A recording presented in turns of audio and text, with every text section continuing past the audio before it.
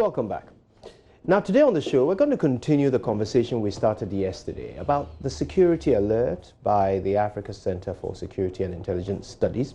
Now this group is indicating that some Salafi jihadists have targeted churches in Ghana and some other places where people gather. Today we want to look at some other angles to this. How security conscious are we, you and I? So I did something very interesting. I'll tell you about it in a minute, but it was to test the security consciousness of Ghanaians. I'll give you those details later. Trust me, it'll amaze you.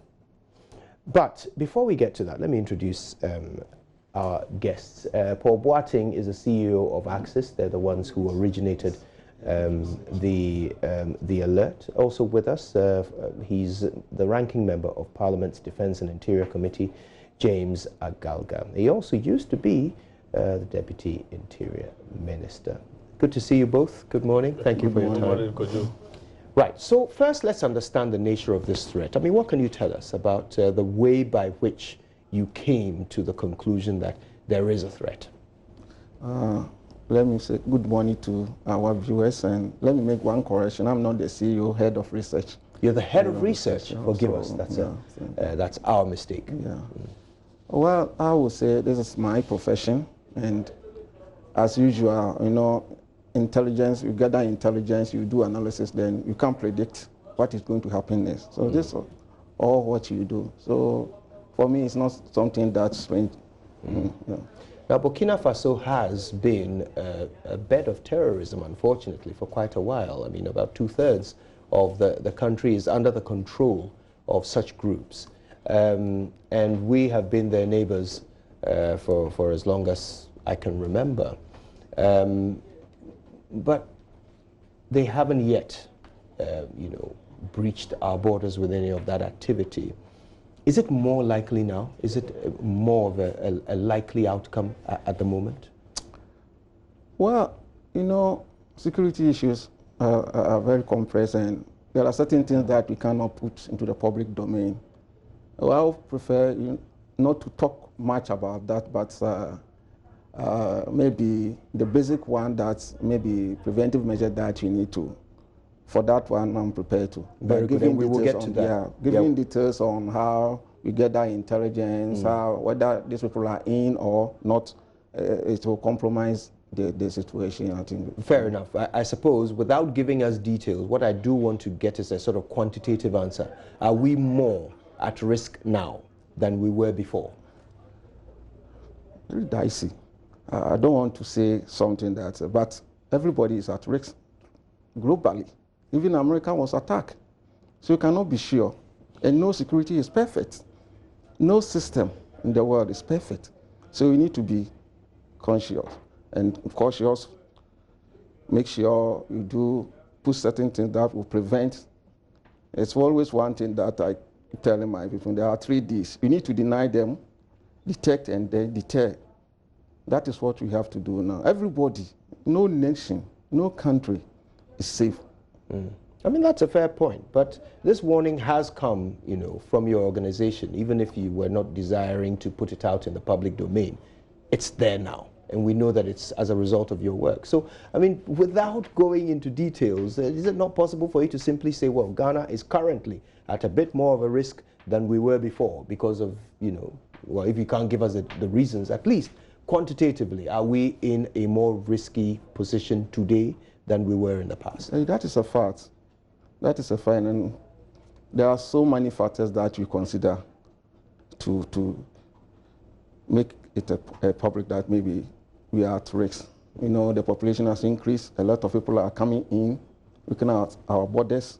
So when you do analysis, looking the way you live previously, even 10 years ago, you could see yourself that there are so many things have changed, so many things. And you don't have to take things for granted as it used to be.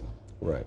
Now, in a moment, we'll bring you a story that was aired this morning on the 6 a.m. news on radio that perhaps might help us understand whether or not there are more people from the Burkina Faso area in our midst who may or may not be a threat to us. We'll look at that story in a minute. But Mr. Agalga, I mean, for a while you were in charge, of the agencies that protect our borders and our interior.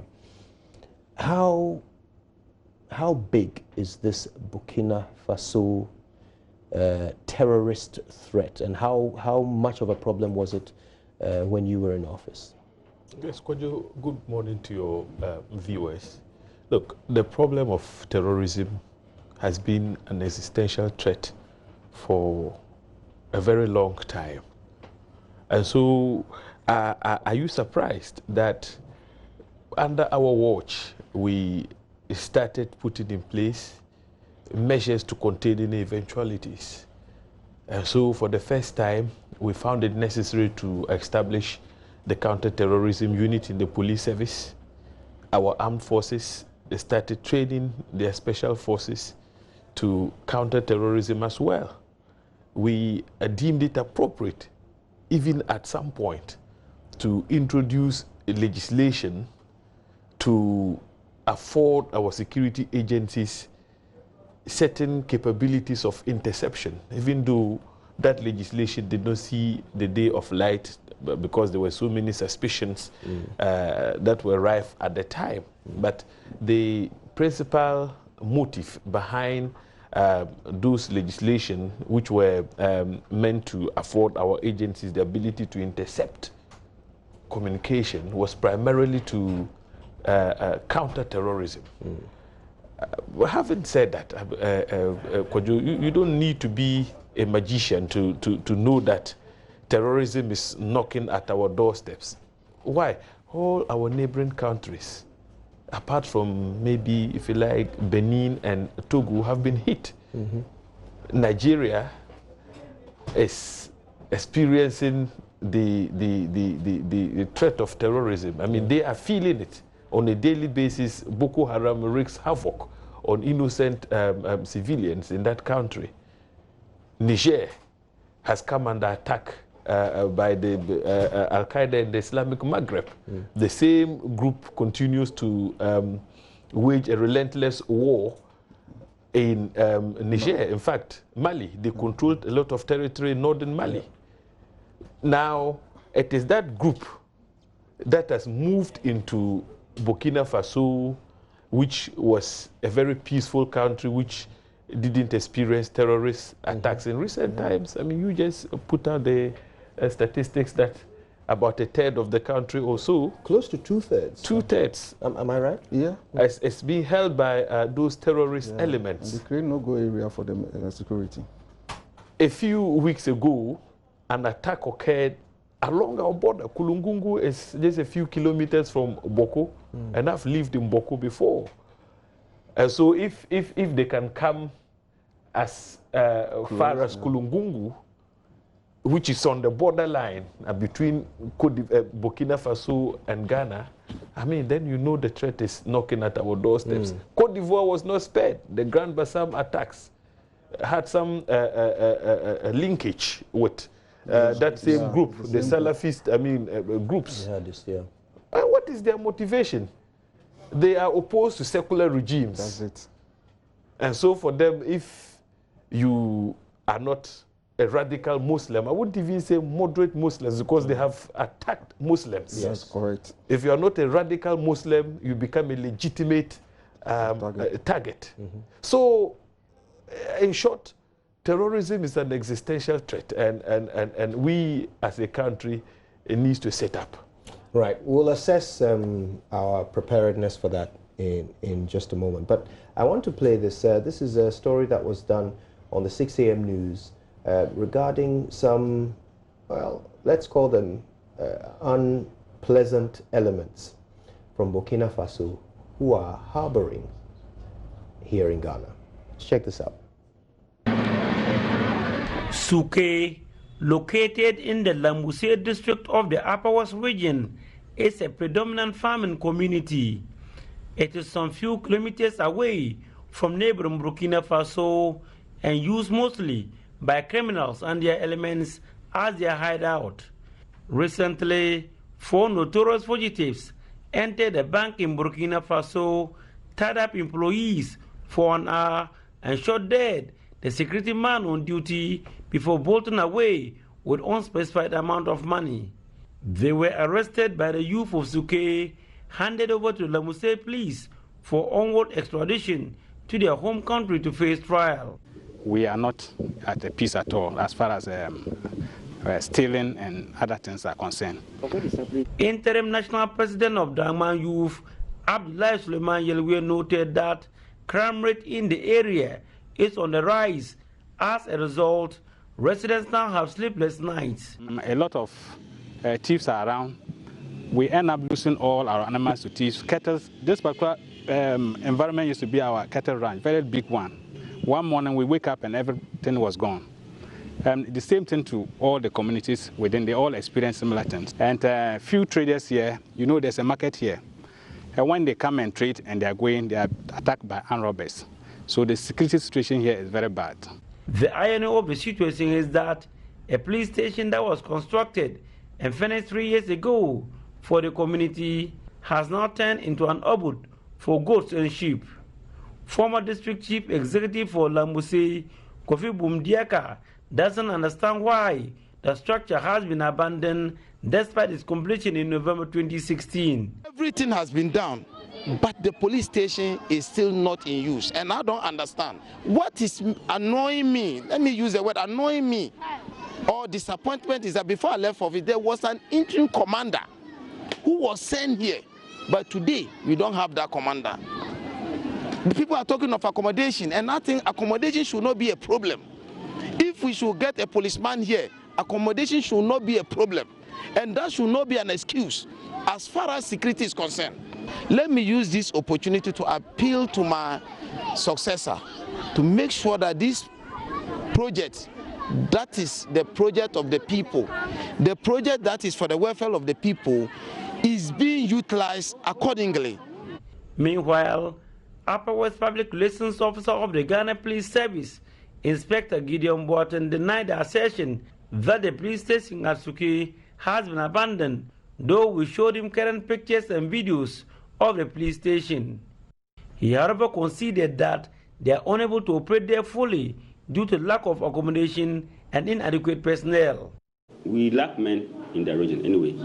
I said earlier on, try as much as possible, the little that we have, to disseminate our strength. So the people over Suke, the people in Suke should not think that police have ignored them. We haven't ignored them. Over 900 police personnel in the last 3 years have been transferred out of the Upper West region, leaving the Upper West Police Command with a little over 400 police personnel. Reporting for JoyNews, Rafiq Salam, Suke. There's Rafiq Salam's report from Suke, which is in the Upper West region. And I mean, quite clearly, it is not difficult for people to commit a crime in Burkina Faso and run to Ghana to seek shelter.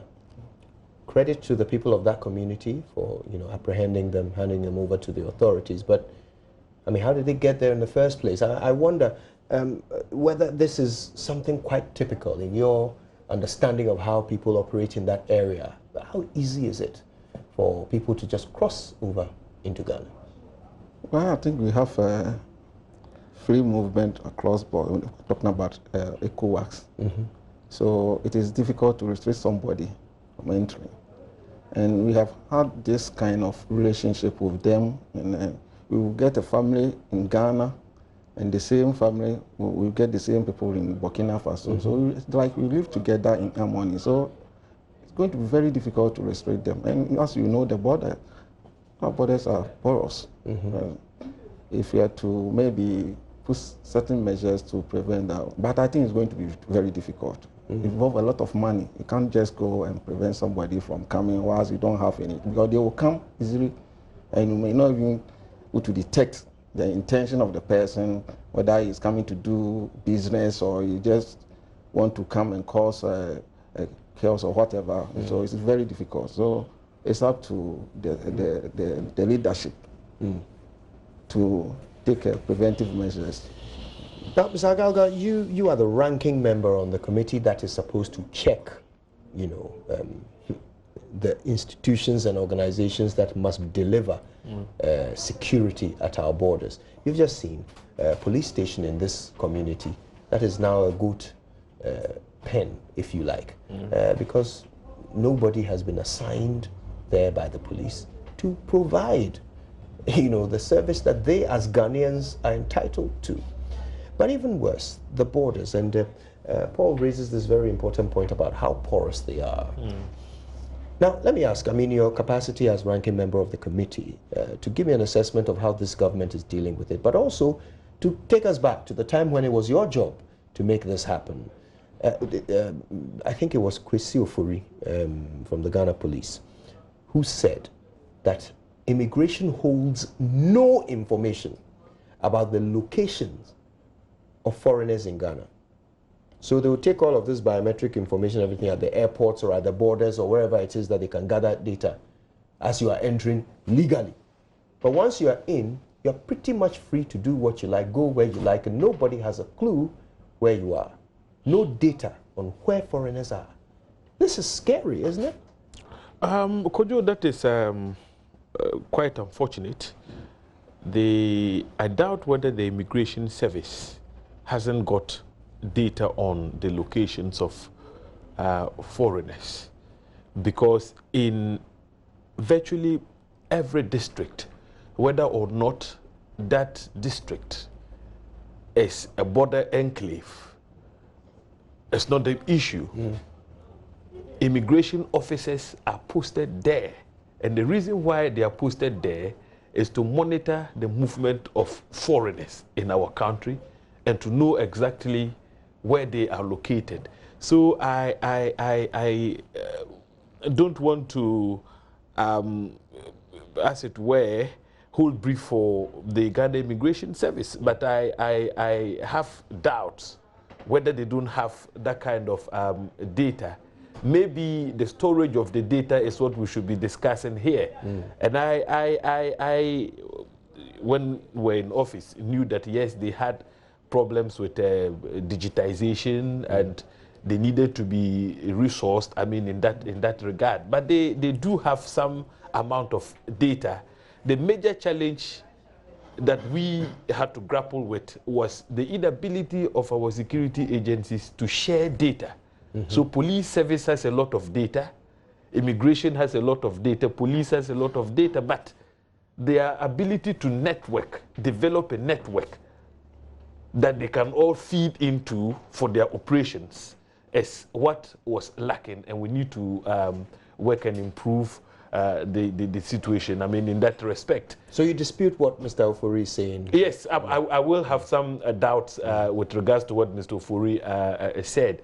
Look, when you arrive in our country, you typically you take a close look at the immigration card, the arrival cards that you complete. You have something similar with the customs card. The information they seek to extract is virtually the same. If we had a network, if we're sharing data, I think the customs card would be necessary to some extent. Okay, unless of course you have something to declare. You don't complete that card. But our customs officers will normally insist that you complete their card, whether you have something to declare or not. So you end up duplicating the effort. You complete an immigration card, you have to complete the customs card. It's because we don't share data. That is why customs would expect that you complete theirs and proceed to complete that of the immigration service too. But that really risks our security. Yes, it does. What's the reason? Why don't we share data? First of all, we must do away with this theft wars. Sometimes you give them all the resources, but everybody wants to protect his or her theft. We have to deal with that. But most importantly, I think that we must develop the capacity to share data amongst our security agencies. It's very important. And so when ACP Ofori spoke, maybe he spoke from the perspective of a police officer. If they were sharing data with the immigration service, he would probably have said something different from what he put out there in the public domain. Then, in fact, if you're right, then the situation is even worse than I imagined. Because it's not that the information is not there. Yes. It's actually but there. our ability to share. Wow. Yes. Admittedly, wow. that is a huge challenge. So if the police go to immigration and say, oh, I want to know how many Nigerians, for example, are in this community, they won't get that information. And so the solution is that upon the click on a button, the police should have that information without having to walk to the offices of the immigration service to demand for that information. Wow. So we need to build some network between police, immigration, customs, etc. They should be able to share, and that was something that engaged our attention when we were at the Ministry of the Interior. But you were not able to complete that. Yeah, we're not able to complete that, so we started introducing certain systems. First of all, the immigration service had to be digitized. Before you can network data, digitization must occur. So at the moment, the information is just kept on these cards. Is that it? Immigration is just No, they have been digitized. They have systems in place. Yes, they have PICEs. They have PICEs, so you go in there, your passport is scanned. It is stored on a certain database. And so having completed the digitization process, it is important that the network, a certain network is built so that they can share information with sister security agencies. Right. But Kojo, beyond that, our borders are very porous. In fact, they are artificial borders. And Mr. Boateng made the point that you have one family, families actually live across borders. Yeah. So somebody sleeps maybe on the Ghana side of the border.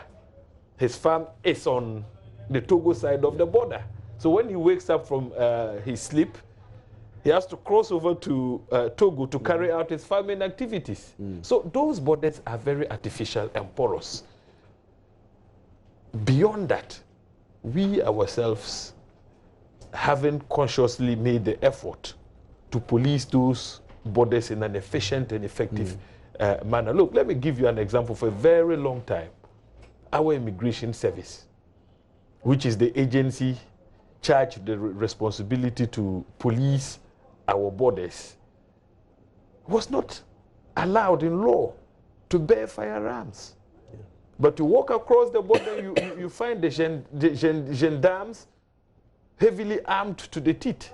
So we had to find a solution to that problem. And we started by amending the Immigration Service Act, which now allows them to bear firearms. But it's taken us quite some time to get those arms purchased for them to start using along our borders. Hey, we should ask some questions about the sort of training that's given to them to bear arms, if historically they are trained to bear arms at their respective training schools.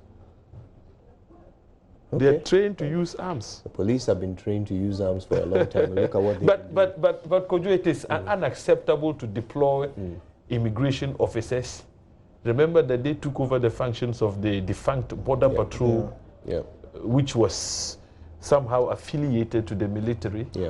It's unacceptable to deploy them there and expect them to provide security for us with their bare hands. It's unacceptable.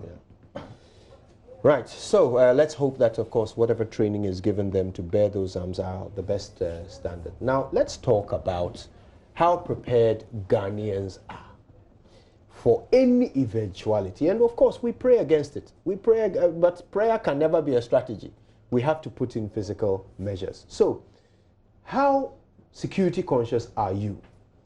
I wanted to find out, so I did a little experiment. I went to the Accra Mall, and I left a bag under a bench to see what would happen if anybody would consider it a security threat and raise the alarm. Here's what happened. Oh, na, na, na, King promise, yeah. King beats, let's go. Oh, na, na, na, yeah. Me say, I do me, me.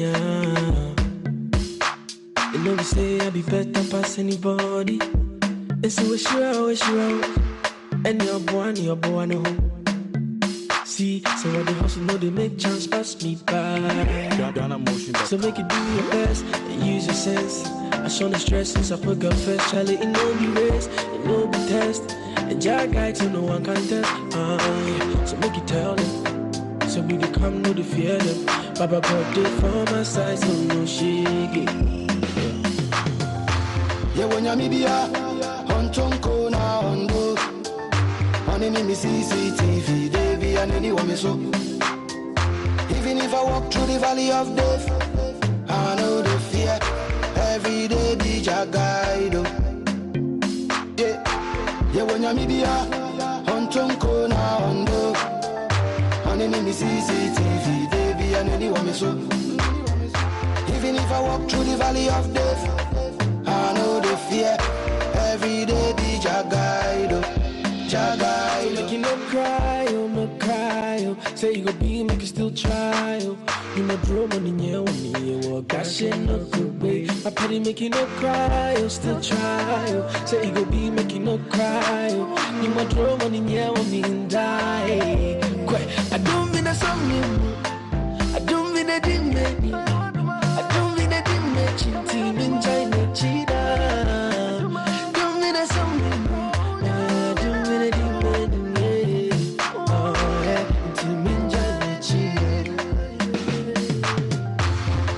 media, on Chonko na ondo. On any CCTV, they be and anyone me so. Even if I walk through the valley of death. So we have left the backpack there for over 30 minutes and nobody has raised a single alarm.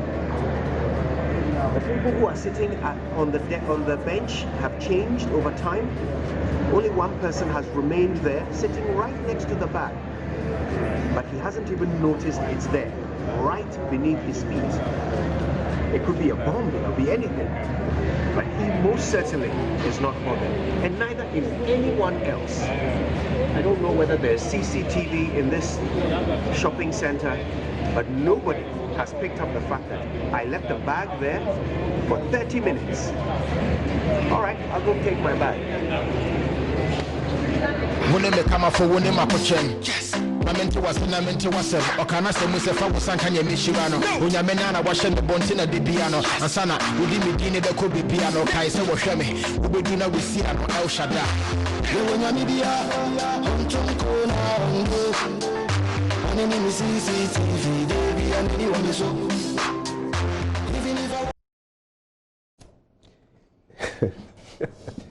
Now let me tell you the worst part. So I spoke to the people who were sitting around the bag when I retrieved it.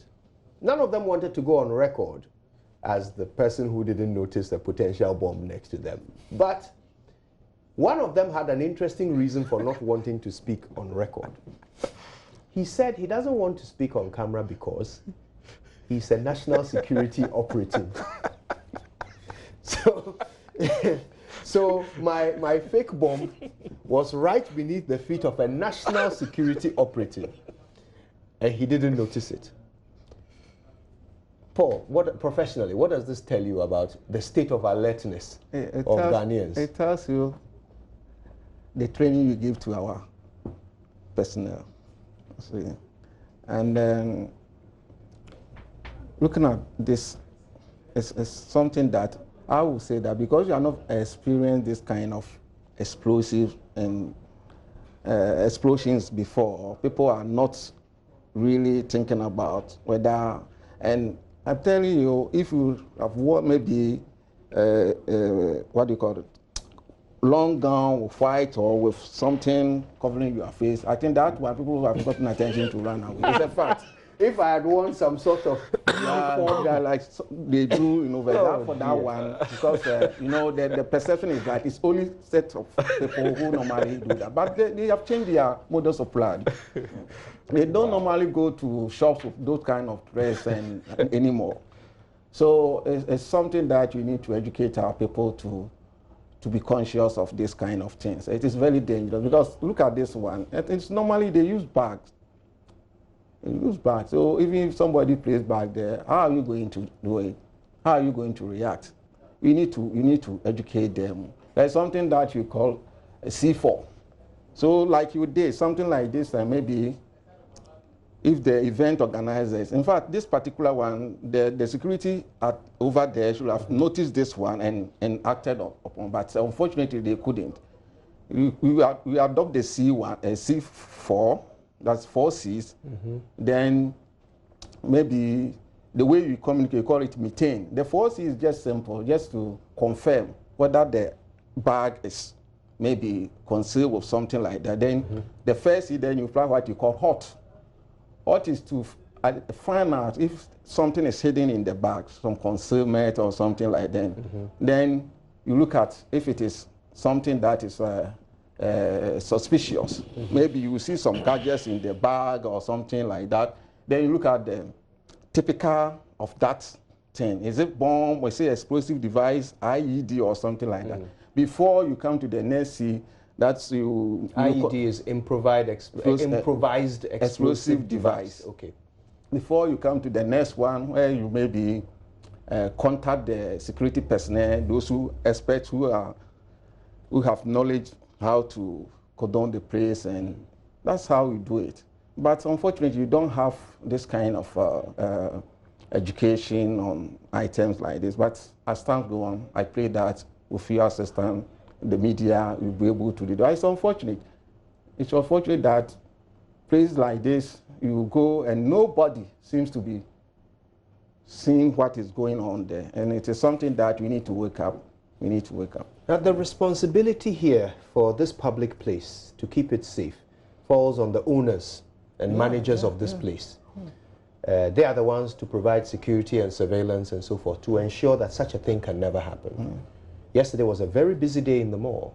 I don't know how many hundreds of people were there and while we were conducting our experiment. Sorry, you wanted to say. It's not applied to only mall. Event organizers, and even, I don't want to mention churches, but let me put it in there. We consider them in the same category, you know. We need to educate them.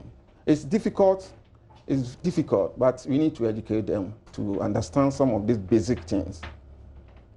It's not only the mall, even at the universities, most of the institutions, we need to educate them. It's something that we need to.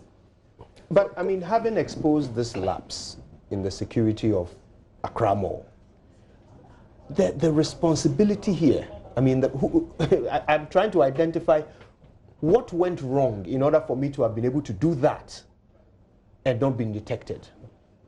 Actually, if you had discussed this thing with me earlier, I would have advised not to show it.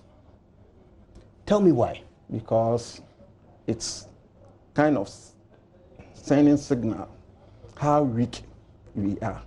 Would it not rather result in them tightening it's their good, security? But you see, if you had discussed this thing with me earlier, that would have been my advice not to show it. So that their security remains weak.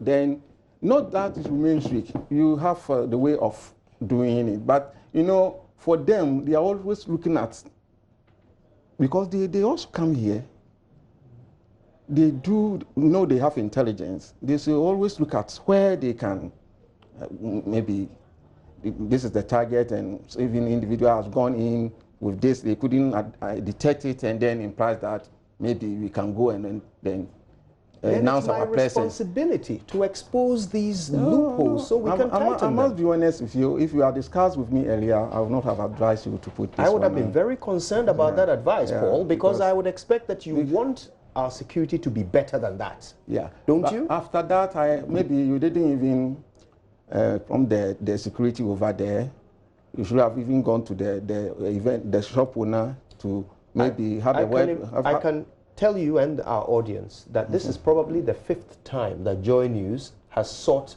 to contact the managers of Accra Mall regarding filming there. They have never permitted us. Then it's something that you have to maybe, because this is a sad event for me. Kojo, I think I would take a different position. First of all, I'd like to commend you for the work you did. At least it has exposed a certain level of weakness in the management of our security. I am actually surprised that up till now, the shopping malls have not taken measures to protect those facilities. And these are soft spots. Look, I've traveled to Nigeria, Abuja, and some parts of the sub-region. You cannot have a shopping mall as huge as the Accra Mall without scanners. And so people just walking freely, they are not scanned to detect whether they have explosives in them or not. That is unacceptable. Look, when Grand Bassam happened, we were in government. So for the first time, we took the decision that the major hotels in Accra and Kumasi needed to be protected. And so for the first time, searches were carried out at the entry points. You know, we thought that that ought to have been escalated by now to include our shopping malls. Sadly, that hasn't happened. And yet, if you consider the fact that Westgate Shopping Mall became a target in Kenya, that alone ought to have informed our decision as a country to take serious measures and insist that the managers of the shopping, how much is a scanner? So if they had a scanner at the entrance, that bag you had, at least they would have screened you. So the mere fact that you abandoned the bag at some point shouldn't have caused any alarm whatsoever. But here is the case. Accra shop, you were not scanned at the time you entered. You see, so I am happy that you have exposed these things so that we can all appreciate how enormous the challenge is. It's good. Accra Shopping Mall, they have no excuse for not making provision for scanners at the entry points. It's inexcusable. And so, yes, in as much as I agree with my brother, Mr. Boateng, I think that this whole thing has persisted for far too long. And so when you come out with exposés of this nature, it helps us in our conversation. Yes. I mean, I think I understand both of you, to be fair. I understand the alarm that Mr. Paul Boateng has, but I'm more interested in a solution rather than hiding the problem. But anyway, Mr. Boateng, I want us to talk a bit more about the attitude of Ghanaians in general. What needs to change? I mean, what is it that we need to start thinking about as we're going about our daily business? How should we change our thinking to stay safer? Well, I think we need to educate them, create awareness. As the way you used to do things, it's not the same. Things have changed. We have a lot of people in our midst, our neighbors from Burkina, Nigeria, or whatever. So things are not the same. We need to be vigilant. That is the first thing that we have to do. We need to start with the personal security one, the measures that we need to put in place to make sure that at least we have security. Then you can move to the community one before maybe the general one. So I think we need to, the awareness is something that we need to focus our attention on now. Just to create the consciousness. We need to be security conscious. Who should be doing this? Civil society, government? Who should take responsibility? It's everybody. You know, security, for creating the awareness. Yeah, it's everybody. You know, security is not for the traditional security agents. No, it's everybody's business. It's everybody's business. Whether you go to church, school, I think the institution has to maybe develop some course that can educate them. And our universities, unfortunately, we don't have even any university in Ghana that offer security or any courses. I think it's time for us to develop. I think Kofi Annan does. That's peace and security, and then gender development. I don't know the other course, but I'm thinking of also something that we need to learn something. The security, intelligence, and tradecrafts. Security intelligence, particularly, is very important. Intelligent tradecraft and machinery is very important. Then we have, for us, we have developed this course, modern prevention measures, that we do at university, Ghana Christian University. Modern crime prevention studies. We educate people, the personal security, community ones, then the other aspect of security. That is for, actually this one comes under law enforcement. The counterterrorism and those kind of, that is the big one that is coming maybe next year. We should start, I mean, we have to. It's something that we don't have, I mean, we have to do it now. Now, Mr. Galga, let's talk also about the security that we tend to provide. Private security firms that, you know, companies like Accra Mall hire to provide some form of security. I mean, at Accra Mall, when we were there yesterday, we saw security guards in the car park while we were inside the actual structure. For the entire time that we conducted that experiment, I didn't set eyes on a single uniformed security officer, unless maybe there were some undercover people who also missed the bag. I didn't see any. But these companies are supposed to get licenses from the ministry to operate. Does the ministry know anything about what goes into their training of officers? Yes. Actually, the ministry is the regulator. And so private security organizations must be licensed by the ministry. So what are they teaching them? But what needs to be made known is the fact that the private security companies are not even allowed to bear firearms. And so their role here can be very minimal. I mean, when it comes to countering terrorism. So you deploy them at a facility like the Accra Shopping Mall. Maybe they can be responsible for scanning customers who want to access the mall and to send appropriate signals to the police service or other security agencies of state. So they can be effective in terms of the collaboration that they forge with the state security apparatus. But on their own, there are limitations because, first of all, they are not even allowed to be trained on weapon handling, for instance. They are not supposed to possess firearms. And so to what extent can they, acting on their own, counter terrorism? At the very least, they could have detected. Yes, that's what I was about to say. If there was CCTV and they were monitoring, they could have detected that for 30 minutes, that bag just lay there. You know, so at the very But like you said, they were even deployed outside the facility. So that is the problem. Akojo, I think preventive measures, not all that need firearms too. Maybe like what you did, anybody at all with security mentality, with consciousness, can even detect it. It's not about holding arms, because this is a simple thing. You have identified it. You make sure to examine it, whether there's something concealed in the bag. You contact the police. You clear the place so that people will not be getting closer. Normally, some of these things, before you make a phone call, make sure you are 50 meters away. And then you start telling people the distance that they need to. If it is maybe, you know, we have a person-born explosive device. Somebody will wear this with high jacket, and then you see it. Then you know what to do. If it is a vehicle coming, you know what to do.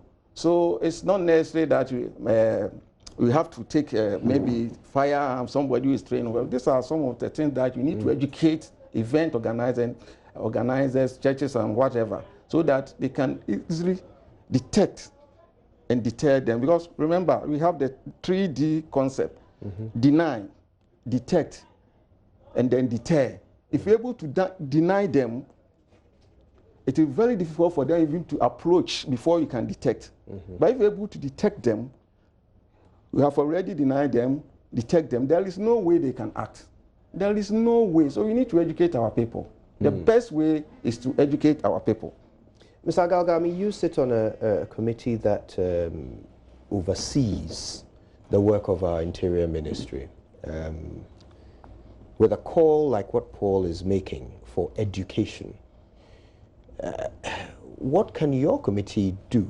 And of course, you do have a responsibility as the oversight body. What can your committee do to ensure that the government makes Ghanaians more security conscious? And by the way, just to make a point here, with this particular thing at the Accra Mall that we did, I don't know how a firearm would have helped, because this is a matter of an explosive device, or a theoretically explosive device that I left in a public place and walked away.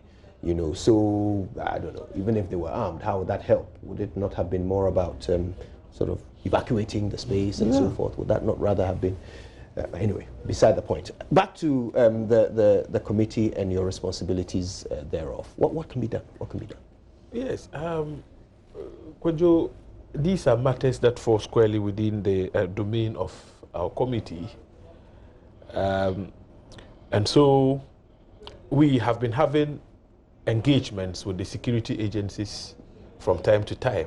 They do come to Parliament and brief us most of the time in camera, because of the sensitive nature of the issues when they have to do with security. But beyond that, we as a committee were having some challenges with regards to the activities and operations of the intelligence agencies in particular. And so you would recall that we had a lot of banter with the Ministry of National Security for failing to honor their statutory obligations by informing Parliament about the activities of the intelligence agencies of state in particular. I mean, matters got to a head when I for once, decided to recuse myself as a ranking member for the Defense and Interior Committee and to put on my legal cloak and write to the Minister for National Security and threaten to sue. Well, at that point, the minister did the right thing. He came to Parliament and assured Parliament that he was going to furnish us with the reports. When did he say he would do it? Oh, he appeared before Parliament, yes, okay, and has since submitted the report. Very good. I mean, and some of the issues we are discussing now, clearly, the intelligence agencies are not oblivious to some of the things we are discussing. They have been working behind the scenes. But we see, as the people's representatives, if you don't apprise us of what you do, you don't inspire confidence in us. Because we need to be talking to our people that there's no cause for alarm. But if you work in total darkness, okay, you don't want your representatives to know what you're doing. And yet, when it is time for budget to be approved, you come to us and demand for huge sums of money. How do we justify those approvals? So the minister has finally put the report before us. We're going to interrogate it, but most of the issues have been raised. I can't speak to the content of that report because it has been classified as confidential. But I can assure you most of the issues we are discussing now, the threat of terrorism, measures the state is putting in place to contain them should they happen, they are contained in that report. And we would have the opportunity to engage with the minister and to ask relevant questions and make some inputs. When we are through with that, the committee will take decisions as to what line of action we can take. If we come to the realization that more needs to be done in order to make the security agencies of state more effective, we will do that. But you see, the fight against terrorism, like he said, you don't limit that to the security agencies alone. We all have a role to play as Sometimes dialogue is important. You want to engage stakeholders like clerics, religious leaders, to conscientize their followers. so that they don't get radicalized. You don't allow radical elements to infiltrate and begin to indoctrinate your followers.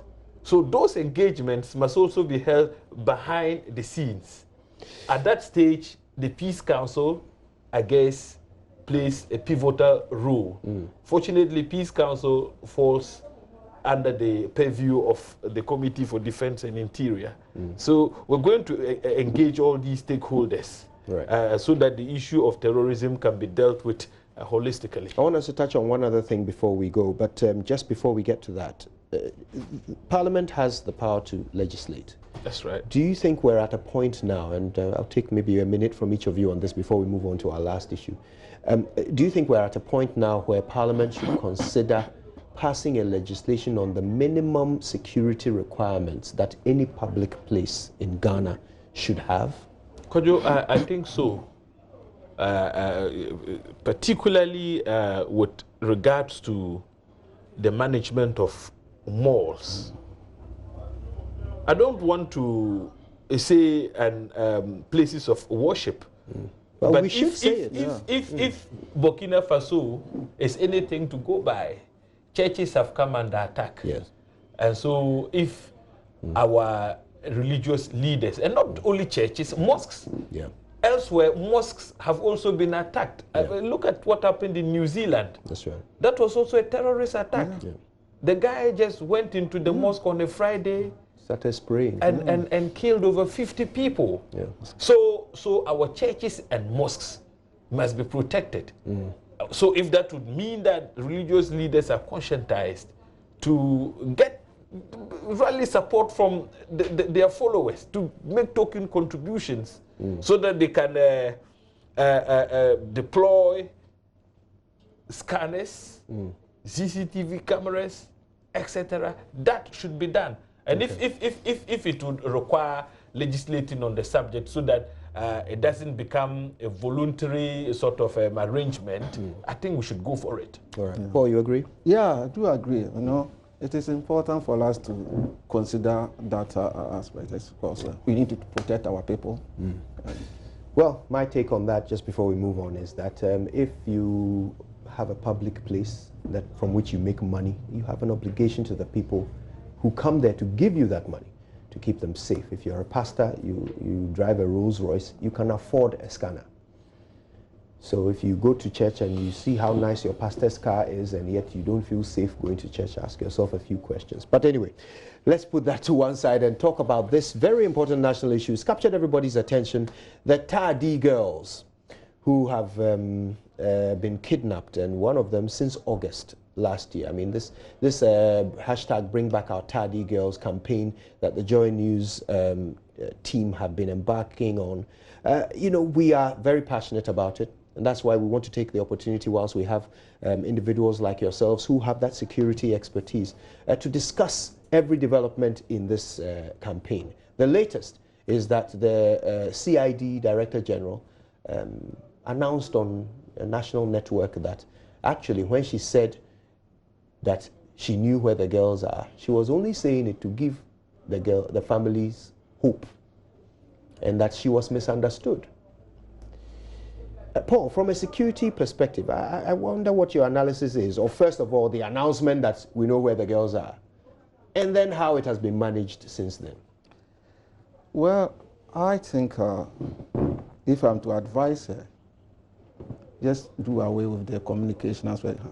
Leave that communication aspect to somebody who is expecting that fault. Because the communication, you know, this issue is all about communicate. How you communicate.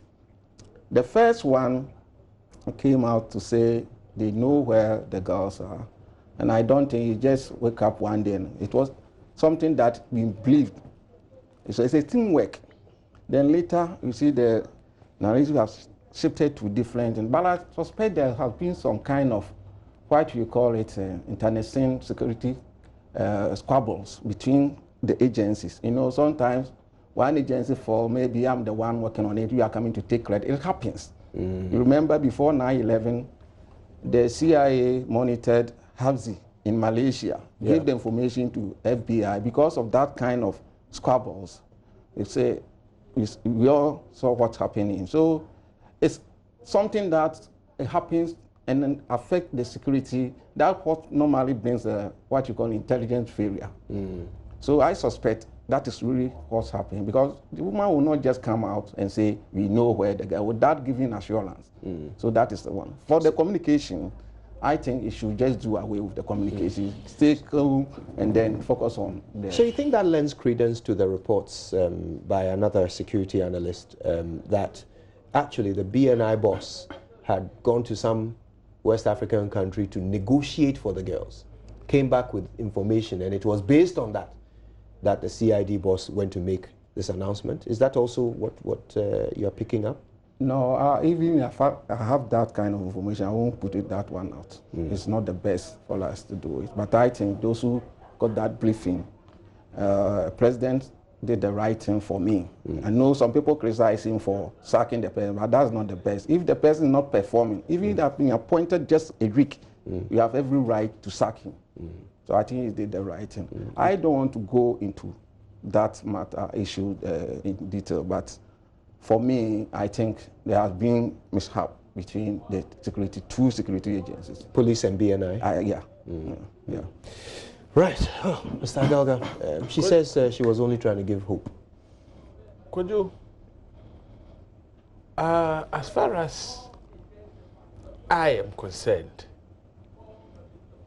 the same person, Mamiya Tiwa Adodankwa, was the one who briefed the press. It was her own voluntary act, even when she knew that the police administration has and maintains a communications outfit. In fact, there is a director, yes, who is a very senior officer, I think Assistant Commissioner of Police. That's right. But she elected to speak to the whole nation and said in categorical terms that they knew where the girls were and that it was just a matter of time the girls would be brought back. 1 month down the line, the same person comes back and tells us that when she assured the nation that they had located the girls and would soon bring them back home to reunite with their families, she lied to us without making any disclosure whatsoever that she relied on inaccurate information from some other officer of state. She said she was misunderstood, not that she lied. She spoke in plain English.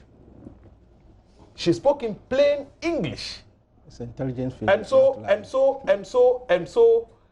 if it is indeed true that she acted on inaccurate information, I think that the one who fed her with the inaccurate information should be fingered. But she didn't do that. In any case, that person has, assuming what has been put out there is anything to go by, why are you seeking to protect somebody who has been removed? Say it as it is and let the person defend himself. But if you put yourself in the line of fire by stating categorically that when you said you knew where the girls were, you had lied. Well, she said she was misunderstood. But it's the same as saying that. Please wait a minute. Wait a minute. It's the same as saying that. Lie is a strong word. I don't agree with you. Oh, let us be blunt. What is the import of that statement? The import of that statement negates the earlier statement she had made. So what is a lie? Like I said, the earlier statement was made out of her own free will and volition. Let's move on rather than debate the word lie. So she said she was misunderstood. Whichever way you look at it, there is some inherent contradiction. This is a fact. She contradicted herself. She did. Yeah. I'm saying that behavior has exposed the entire police administration to public ridicule in a manner that is unacceptable. Remember, the motto of the police service is service with integrity. So where is the integrity? You say, yes, you have located the girls, they would soon be reunited with their families. 1 month down the line, you come back and say, no, when I said we knew where the girls were, it was just meant to give some comfort to the parents of the girls. That is serious. In in some other countries, Mame Yatiwa herself would have done the honorable thing by resigning. And so those who are saying that if she fails to resign, she should be axed by the appointing authority are not far from right. No, they are not far from right. Let's face facts. But she's a very fast-rising officer, somebody who has been, risen through the ranks very fast, which, I mean, without giving her the benefit of the doubt, would indicate a certain level of brilliance. Absolutely, she is brilliant. So she is brilliant, but she ought to have been circumspect, or developed better communication skills. And that is why the police outfit, I mean, amongst them are professionals in communication. So why do you want to be the one to communicate? Let the communicators do their work, and you do your part. You are an investigator. Carry out your investigations, and let the communicators do their job. Well, Paul, I don't know, do you agree with those who suggest that after such a gaffe, and when I say gaffe, I'm being charitable, because we cannot quantify what her words have done to the families. After such a thing, such a mishap, she should be removed. What do you say to that? Well, I see a different way. I'm not defending her, but you see, intelligence failure happens. It do happen everywhere. Remember before the U.S. go to Iraq, we had a prominent personality, Secretary of State, coming to UN, indicating where they have able to locate the weapons of mass destruction, blah, blah, blah. And they went to war, they didn't get anything. It's happening. But heads rolled for that.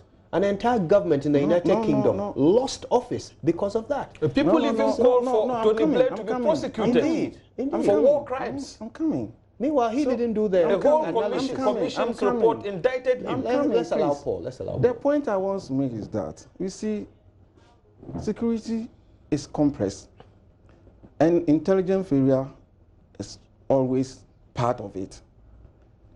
We have to look at the good job that they are doing. I'm not singling out Mami Yetua.